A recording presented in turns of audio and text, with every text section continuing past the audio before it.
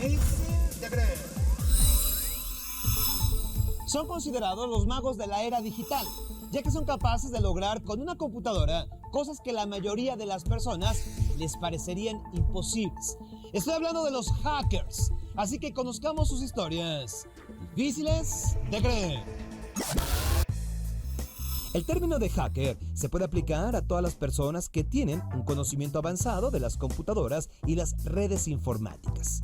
Aunque, más específicamente, se refiere a las personas que buscan y descubren debilidades en la seguridad de una computadora o de una red. Uno de los primeros incidentes de hacking que se han registrado en la historia ocurrió en 1903, cuando el mago Neville Maskelyne violó la seguridad de un sistema de telégrafos inalámbricos durante una demostración pública. Maskelyne interfirió en el sistema de la máquina, haciéndola que repitiera insultos en clave Morse. En la subcultura de los hackers existen diferentes clasificaciones. Las más comunes son los llamados sombreros blancos, que rompen la seguridad por razones no maliciosas, solo para conocer más de un sistema o probar su seguridad. Al contrario, están los sombreros negros, que son los que entran a redes para dañarlas o sustraer información para ganancias personales, como por ejemplo obtener los números de cuentas bancarias de alguna persona. Muchos de los hackers comienzan como sombreros negros y después de pagar sus crímenes dedican sus habilidades a ayudar a la sociedad.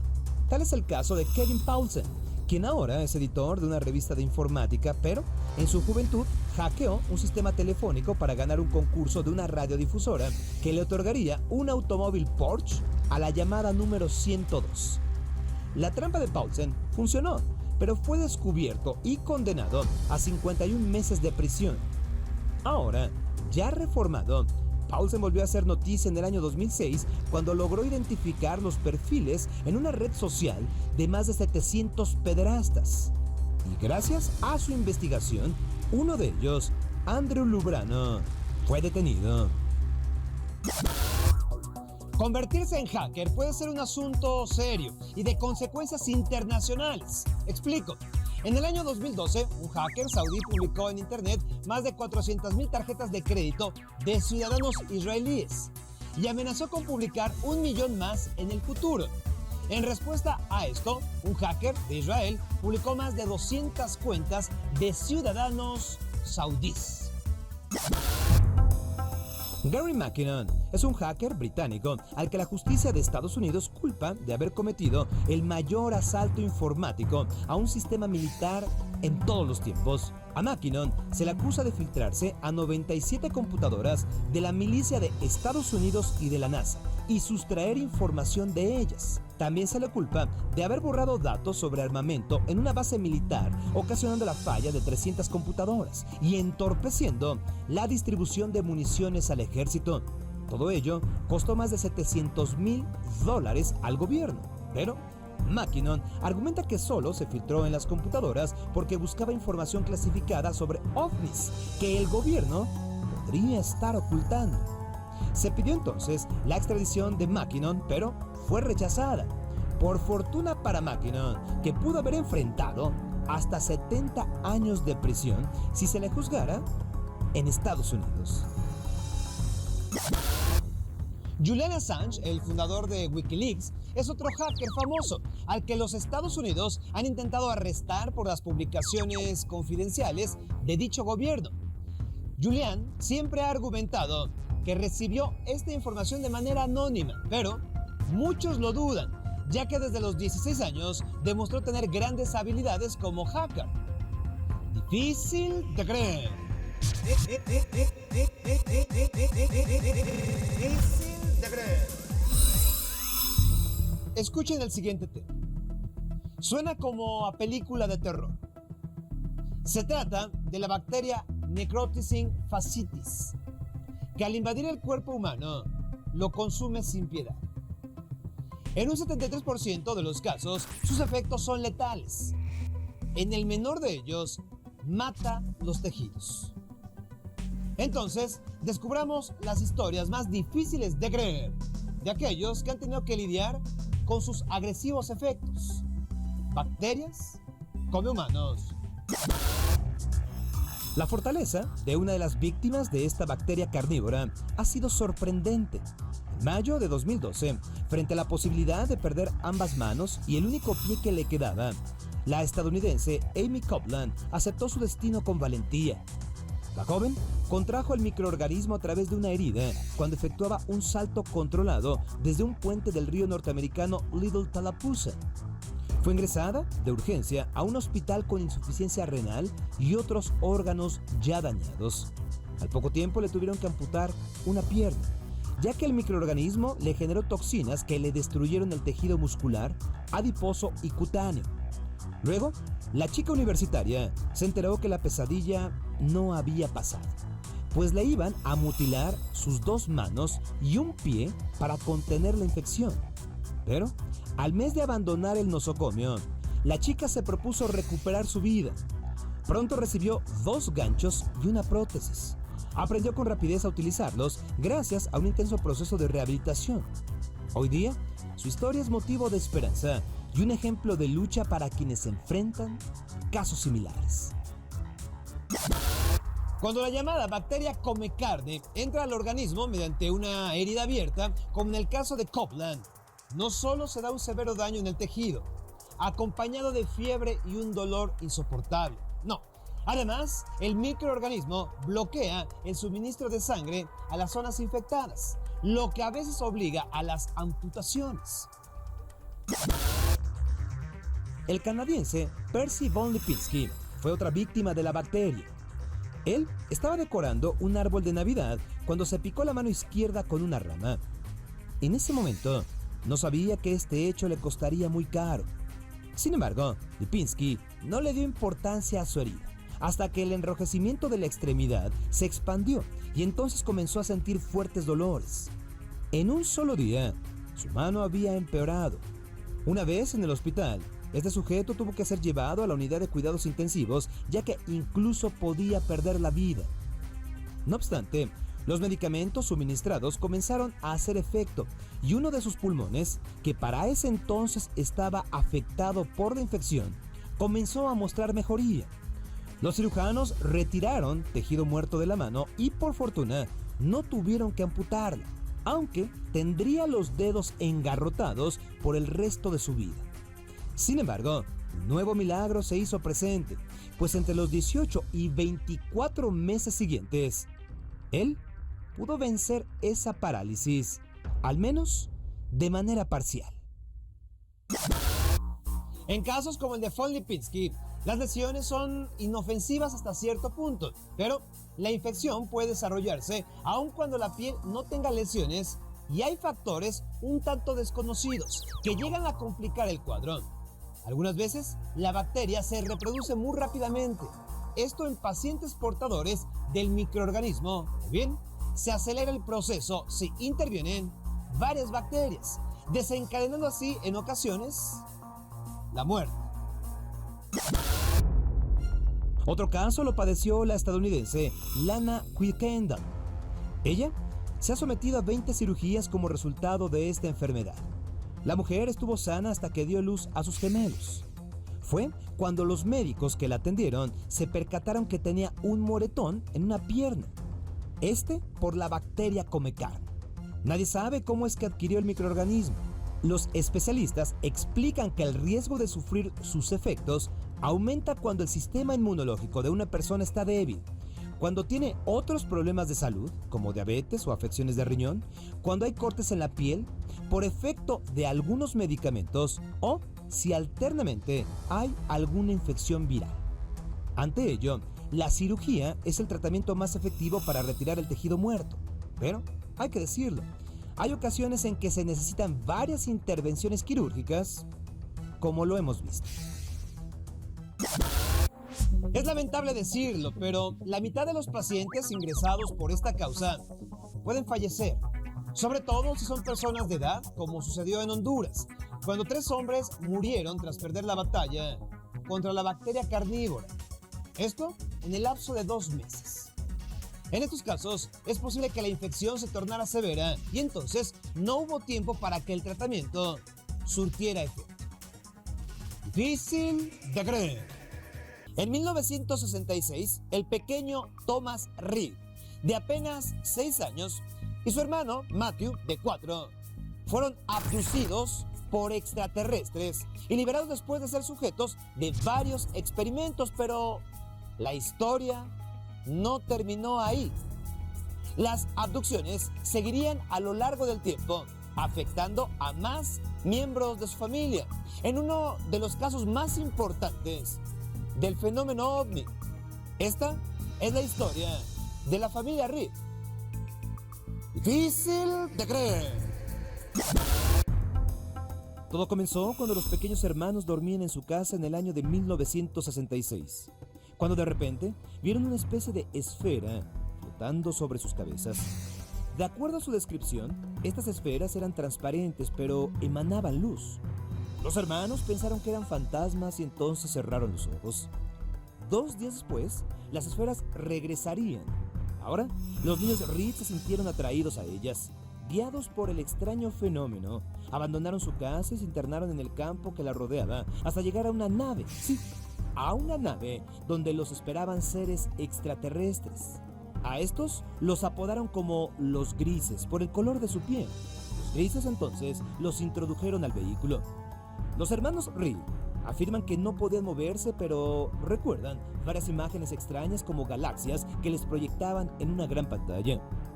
La habitación donde se encontraban no tenía ningún mobiliario, pero sí una especie de paneles que semejaban a la escritura braille. Los hermanos dicen que podían comunicarse con los extraterrestres de manera telepática, y aunque no saben bien a bien la naturaleza de los experimentos a los que fueron sometidos, creen que podría tratarse de una especie de investigación genética. Después de un tiempo, los niños Reed despertaron en su habitación sin saber cómo llegaron allí. Los grises regresarían por ambos niños al año siguiente.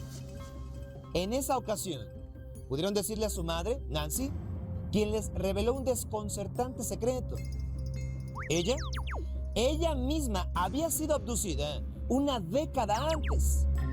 Ella también había estado en manos de extraterrestres. La descripción de Nancy coincidía con la de sus hijos. Los grises tenían baja estatura y emitían un ligero brillo. Ella no recordaba el proceso de experimentación que le realizaron, pero podría haber sido similar. Aterrados, decidieron abandonar la casa y mudarse a otro pueblo, pero el caso no paró allí. En 1969, 3 años después de la primera abducción, los grises regresaron por la familia Reed. Sí, regresaron los grises. Nancy manejaba acompañada de sus hijos cuando una enorme nave del tamaño de una cancha de fútbol apareció a un costado de ellos. Se llevaron a Thomas, que ya tenía 9 años. En la descripción de este encuentro, Thomas afirma que trató de escapar, pero unos alienígenas de aspecto como reptil lo detuvieron, lo atraparon, lo sujetaron. Entonces, le practicaron diversos estudios médicos. Cuando Thomas regresó con su mamá y hermano, estos estaban dormidos, sin recuerdo alguno del encuentro. Después de este secuestro, los extraterrestres desaparecieron de la vida de Thomas Reed, pero las cosas extrañas no lo abandonarían. Con el paso del tiempo, Thomas se casó y tuvo un hijo al que llamó Christopher. Y parecía que él también podría ser una víctima potencial de los llamados grises. Cuando el pequeño Christopher Reed era apenas un bebé, sus padres lo descubrieron flotando sobre su cuna. Poco tiempo después, las noticias locales hablaron de un hombre que había sido abducido cerca del hogar de los Reed. Thomas entró en pánico. Los años siguientes vieron a la familia Reed sufrir extraños fenómenos. Desde levitaciones espontáneas hasta sentirse perseguidos por sujetos misteriosos, pero las abducciones terminaron. Parece una historia fantástica, ¿no? Difícil de creer. Para mí, inaceptable. Pero, ¿por qué es tan importante este caso? Eso es lo que hay que analizar.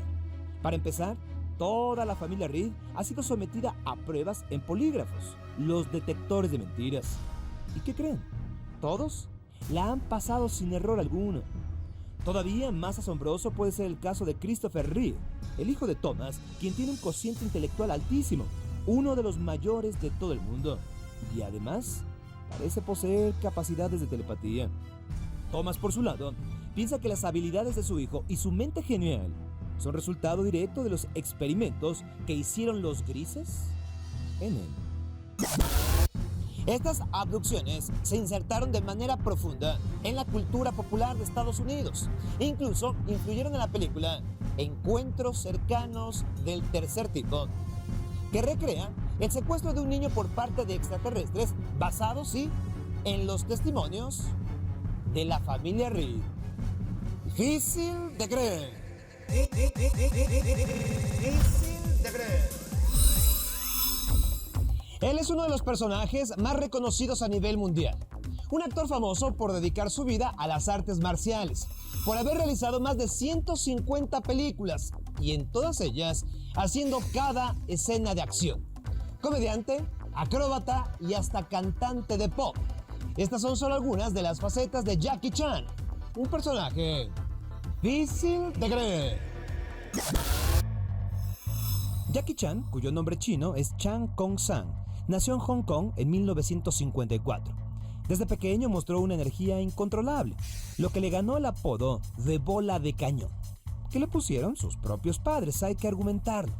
A los 6 años fue enviado a entrenar a la prestigiosa Academia China de Teatro, donde no solo perfeccionó su voz para interpretar ópera, sino que se convirtió en un acróbata experto y un practicante de artes marciales extraordinario. Gracias a lo aprendido en esta escuela, Jackie obtuvo su primer papel en la pantalla grande. Apenas con 8 años de edad, apareció en la película Bong Tin-Ba. A los 17, ya era todo un profesional de la actuación, dedicándose de manera especial a ejecutar escenas peligrosas, incluso apareciendo como doble de acción de Bruce Lee. No obstante, y a pesar de su temprano éxito, Jackie se enfrentó a momentos complicados en los que dejaron de contratarlo en películas de artes marciales. Entonces tuvo que hacer un par de cintas para adultos, con todo y escenas de desnudos incluidos. Decepcionado de la actuación, se fue a trabajar como albañil a Australia, donde tuvo un maestro llamado Jack, que lo ayudó en las penurias económicas. De hecho, fue en honor a este Jack que Jackie Chan adquirió el nombre que lo lanzaría a la fama. En 1978, Jackie Chan regresó a Hong Kong, donde volvería a actuar. Entonces, definiría su estilo, una mezcla de artes marciales con comedia física. Fue en esa época donde protagonizó su primer gran éxito, llamado El Maestro Borrachón, que cuenta la historia de un maestro del Kung Fu que suele estar pasado de copas. El estilo de pelea, que mezcla movimientos impresionantes y técnicas de Kung Fu muy avanzadas con comedia y caídas, fue algo revolucionario. Gracias a esta película y a su secuela, Jackie Chan se convirtió en una estrella internacional. Desde ese momento, protagonizó una serie de cintas que superaron la audiencia que tuvo el mismísimo Bruce Lee. Jackie Chan, sobre todo, se hizo popular porque al final de cada obra mostraba los errores de filmación, en los que se veían los golpes, las caídas y los huesos rotos que adquiría realizando sus acrobacias extremas. El hecho de que Jackie Chan mismo sea el que hace sus propias acrobacias, muchas de ellas con alto grado de peligro, lo han convertido en un actor al que le niegan seguro médico. Y no es para menos, ¿eh? Jackie Chan tiene el récord Guinness de el actor que más escenas de riesgo ha realizado. Y según sus propias palabras, se ha roto la pelvis, los dedos, la nariz, los pómulos, el esternón, el cuello, los tobillos y la cadera.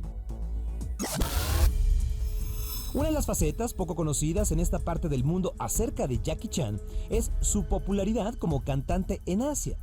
Jackie Chan ha lanzado más de 20 discos en distintos géneros y de hecho suele interpretar los temas musicales de sus cintas. También, en el 2008, cantó uno de los temas oficiales de los Juegos Olímpicos de Beijing. Y hasta hoy sigue haciendo películas y es una de las figuras más famosas del mundo. Quizá algo que ha hecho que Jackie Chan sea uno de los personajes más admirados del planeta es que siempre se ha rehusado a interpretar a villanos en sus películas.